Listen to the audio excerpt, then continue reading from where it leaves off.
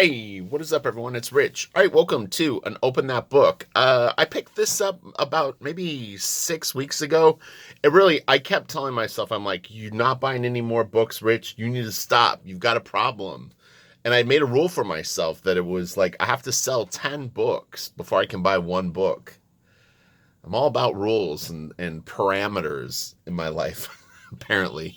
But I saw someone share this on Instagram, and I was like, I love Greg Capullo's art. Let's just put this out front immediately. Jonathan Glapion is an incredible inker. This book focuses on Greg's pencils. Yeah, I mean, to me, when I think of Greg, I think of Jonathan, Danny Mickey to some extent too. But John and Greg really do something special. But anyway, these books are excellent for people that are learning to draw, for people that are interested in learning to ink. People ask me sometimes, like, hey, where could I get high-res professional pencils?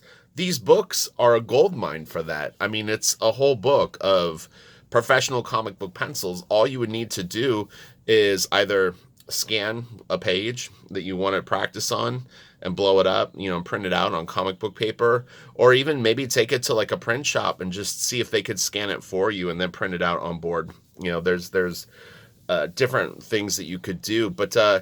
So I'm going to pull my camera out of the holder because it's very, very difficult to show these books with a dead shot. So I got this on eBay for, I want to say somewhere between $16 and $20, so it was affordable.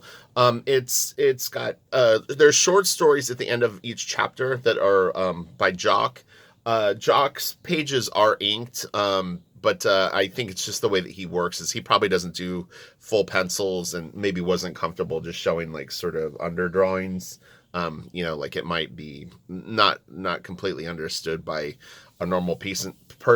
I do feel like these books, though, in particular, must mainly appeal to artists. I mean, I know that there's people out there that don't draw that really appreciate the art, but I would be curious. I don't really know. I used to follow ICV2 a little bit more, and ICV2 is a website you can go and see how books sell. So you could look up trade paperbacks and hardcovers and whatnot, and get the numbers of what this was ordered at. But I just like on a guess, I would say maybe 3,000 to 7,000 copies. So probably pretty modest compared to like what the book actually sold. Because I'm sure the Batman Death of the Family did insane numbers. So, but you can get Andy Kubert, you can get Jim Lee, you can get David Finch. There's quite a few of these. I actually have quite a few, and I do have the Court of Owls one. And also Batman Hush. Those are the three that are in my office right now because I can see the other two on my bookshelf. I don't know where my other ones are right now. Probably in storage. But anyway, all right, let's get into the book and have some fun for a few minutes. Hold on. Okay. Whoa, the light isn't on my phone. No, I don't want the light. Hold on. All right, I think I'm going to be stuck having to record the light on. The pages inside aren't shiny, so it won't matter. But here's the full cover, so you can get a look at it. That's nice. I had said in a video, just kind of in passing, this is a Jock piece, that I personally wish that these books didn't have the lettering on it. And then someone in the comment section was like, "Well, you don't read comic books, and you always say you don't read the books." I'm a busy person. That's why I don't read the books. If I had free time, of course I would read them. I don't. That's why. Short answer, direct. I literally work until I basically don't work, and then I go to sleep, and I get up, and then I work more. So, anyway, the reason that I wish that there wasn't the dialogue on the pages is just so that we could enjoy more of the pencils in these particular books. The only reason is I really do, like I said, I feel like these are kind of geared towards artists. It's awesome.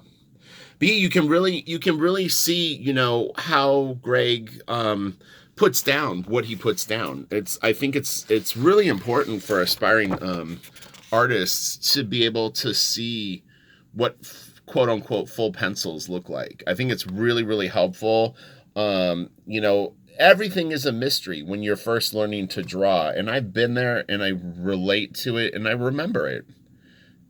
No question from someone that's trying to learn to draw is a dumb question, because you just don't know. I mean, I've joked about the very first samples that I ever did inking were on over really bad photocopies, and I literally mimicked everything that was on the photocopy. If there was a smear in pixels, I inked it. If there was, like, it said night up here and mist, I wrote it in.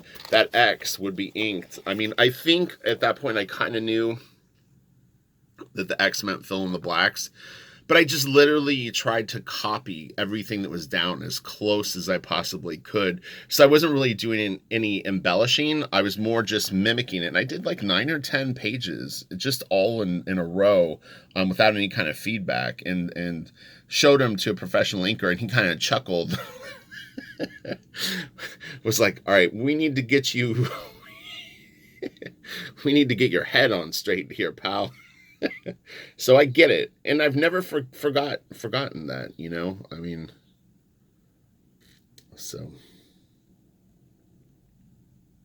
I always tell people, if you're going to take the time to letter on something, make sure that you do it well. If not, just leave it off, unless it's just a placeholder. Because I'll see people go in and try to do, like a logo on something, and it'll be crooked, or the letters are different sizes, and it's just inconsistent, and you're really not doing yourself any favors doing that. So if you're going to put in lettering, and I don't mean word balloons, I'm just talking about like logos on stuff or something like this, you are kind of better off leaving it blank, or just put like text, or like just a little note that a professional letter would be filling in. Look at that face, is great.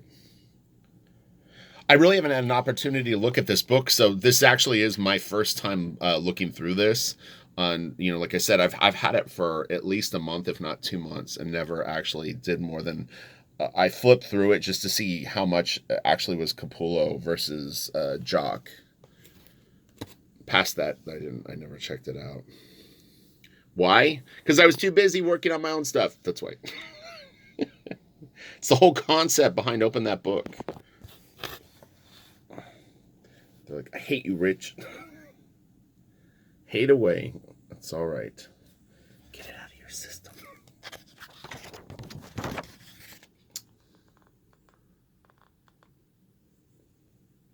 Oh man, these police headquarters pages are always so cool in the book. Yeah, you can really appreciate, what Jonathan Glapion is given, and how he interprets stuff, and how he had so much like style and kind of finesse and energy and all this. This stuff's interesting.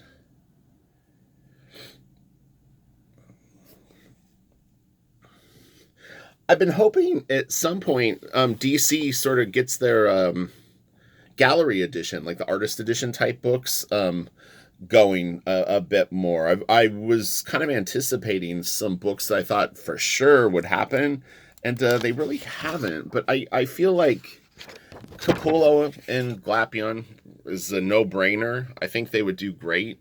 Kind of like I have the Kelly Jones Batman book, and it's amazing. And another one is Sean Gordon Murphy.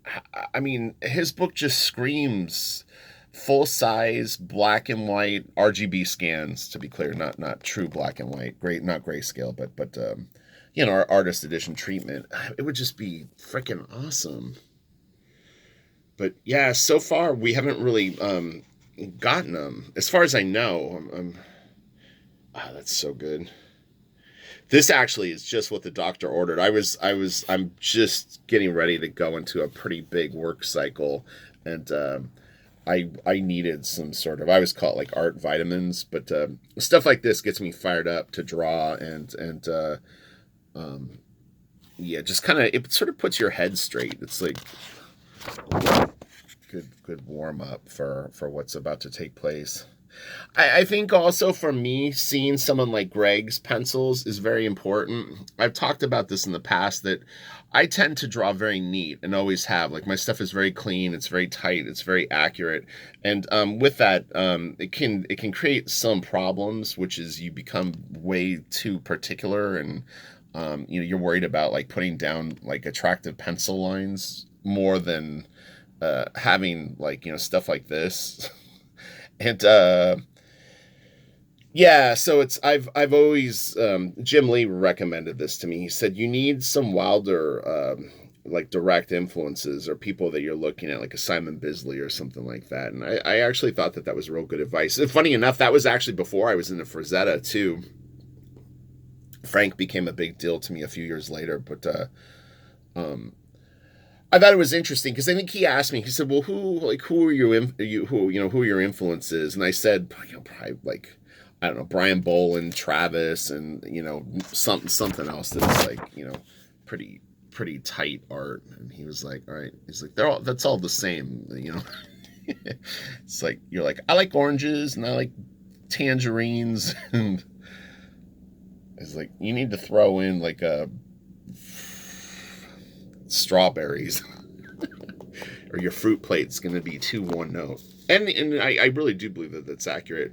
Greg is great. I think, Silvestri kind of is that guy for me too. Oh my God. Can you imagine like a penciled Silvestri book? Oh, dude.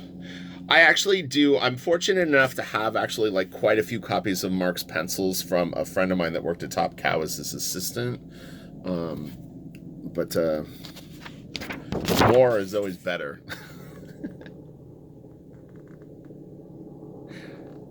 I'll do a video on that at some point. I need to find them. I'm not 100% sure where they are right now, but I think that would be really fun for people to see. The Mark videos do good. I think oh, that's great. Yeah, the Mark videos do well. Man, Greg is so good. I remember when he first started on Spawn, and I was such a big McFarlane fan. It was different. It didn't feel as energetic as Todd. It wasn't as kind of weird as Todd's stuff was. It was well drawn, but boy, when Greg, over a period of time, this is a great panel, as he got better at the energy and stuff like that, man, it was so good. Do yourself a favor too. If you've never checked out Greg's DeviantArt page, if it's still up, he has some pieces that he's penciled, inked, and colored, like digital paintings. They're awesome. They're so freaking good. I would love to see him do some more of that stuff. They're really, really good. It's like Frazetta, Bisley, and Greg Capullo had like a digital art baby. His colors are pretty saturated too, but it's really good shit. I don't want to make this video too long, but we'll go for another maybe like 3 minutes. I'm trying to keep some of my videos a little tiny bit shorter, and then kind of bounce out. Like I said, I'm trying to build up my channel. If you didn't watch the video yesterday, I mean, it's definitely not going to be for everyone because I curse a lot. But past that, I'm making an effort to really amplify my YouTube channel because there's things that I have been doing on YouTube that just are not going to make the channel grow appropriately. Like I had mentioned, I have over 1,000 Patreon videos that are unlisted on my YouTube channel that aren't monetized. Many of them are direct lessons. It's probably about 1,200. I just think that YouTube doesn't really understand what my channel is about because that's a majority of my videos are unmonetized. They get, 1 or 2 views. If it's a lesson or review, people probably download them and just save them. Yeah, so it's like my channel has, I don't think it gets recommended much, and so I'm gonna try to play a little bit by YouTube's sort of algorithm. But Super Fun Sunday, I reached out to Kelsey every single way that I could yesterday. I called him. His phone has not worked in 2 months. I texted him through Twitter, also emailed him, and I haven't heard back. So like I said, I don't know how the Jack Show has been getting in contact with him, or what's up. But yeah, I mean, I don't know. I don't know. But I will say this. I mean, I'm working on Blaster Kid, and it's going full steam ahead. And I was in communication with the my guy for Crystal Planet, and I'm locked and loaded, man. I'm on fire and producing art, so it's going to be an exciting. The next 5 months will be awesome. So, again, the what do you call it? The Ripple was my computer. I was having trouble with my computer the last 2 weeks, and I had to get it fixed because just it's like, you know what I mean. You can't not have a computer at home these days. So these are the Jock pages. I'm kind of mainly focusing on Capullo on this, but the Jock pages are very, very cool, and it's really interesting to see these sequential pages like that. So let's move to a little bit more Capullo, and then we're gonna wrap this up.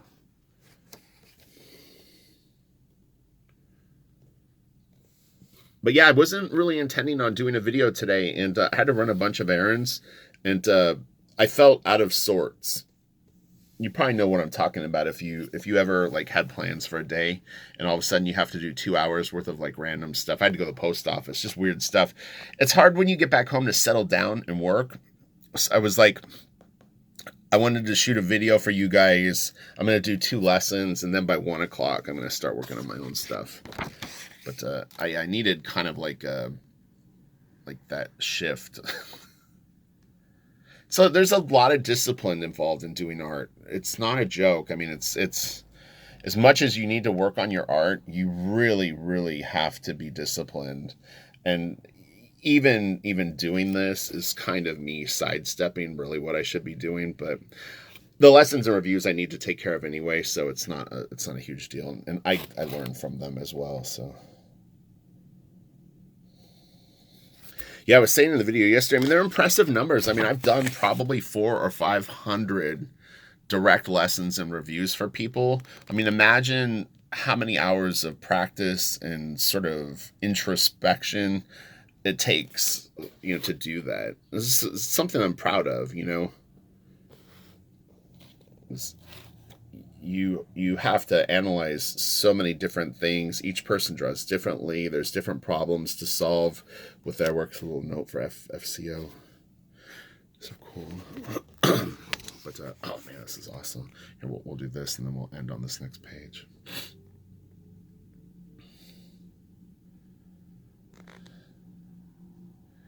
Yeah, they always kind of say like stuff happens for a reason. I'm not like, I mean, I'm not super superstitious or whatever you would call like I don't, but I think that maybe in some way me getting kind of pushed into doing lessons and stuff like that was really sort of the final stages of me taking penciling seriously, having to commit to something, having to really dissect it and understand how drawing really works, and so I feel pretty lucky to have done it, and I really appreciate all the people that have done it. So again, if you haven't checked out my Patreon, I mean, there's for $1 you could get in and get access to between probably 600 and 800 videos, and you'll be a very busy bee.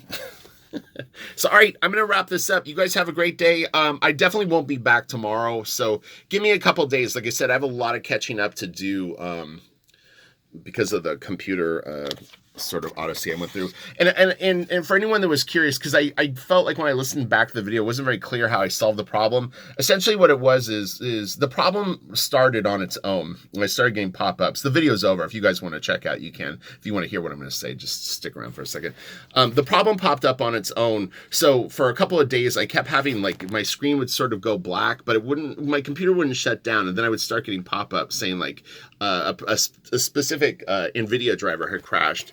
So initially, the code that they were giving me was different than the one I ultimately started getting all the time. But I updated my drivers on the NVIDIA site. But because they're a little bit older, it was tricky to fully, I think have them sync up. And so that started to cause more problems. And then it was just this like slippery slope of trying to figure out what in the world I was going to do. I read online that sometimes antivirus programs can conflict with like drivers, so I would turn it off constantly. Like as soon as I would reboot my computer, I would turn off my antivirus, and that was helping a little bit. But ultimately, I ended up just having to completely uninstall it. And that didn't fix things either. And then I uninstalled my Cintiq and reinstalled it, and that made it worse. I was getting all kinds of weird shit going on. And then I had a weekend where the problem completely went away. After that, ultimately what fixed it was me reinstalling the Cintiq, not a second time, but a third time. The second time I did it, it was like a little bit better. And for whatever reason, the third time I did it, I didn't update the drivers. I was just doing an install from the disk that came with the thing. And it finally settled down, and it's been fine now. So I feel really lucky. I mean, I had ordered a part that was about $500 to replace my graphics card, which isn't a very expensive graphics card, but it's, you know, $500. But look, I didn't have to do it. So anyway, so all right, but yeah, that set me back about 12 days, believe it or not, back and forth. It's like I have a pretty obsessive personality, so it's like I wasn't going to let it go. I mean, I knew I needed to have it fixed. I'm sure a lot of you can relate. It's like there's no way if your computer is like having problems, you're just going to be like, oh, no big deal. Just like, I'll see like how bad it gets. God, this is great. So, all right, you guys have a great day. Man, I love this page. And you know the inks are just killer on it. All right, so treat yourself to one of these Unwrapped books. They're very affordable, but they don't remain to be. That's the thing. I'm telling you, I have a Joe Madureira. I don't think it's called an Unwrapped, but it's the Ultimates penciled version of his series that he did. They are expensive now because they don't really reprint these. There's really kind of not a big enough market for them. So you want to grab them while they're still available and cheap. So, all right, I'll talk to you guys later. Have a great day. Bye.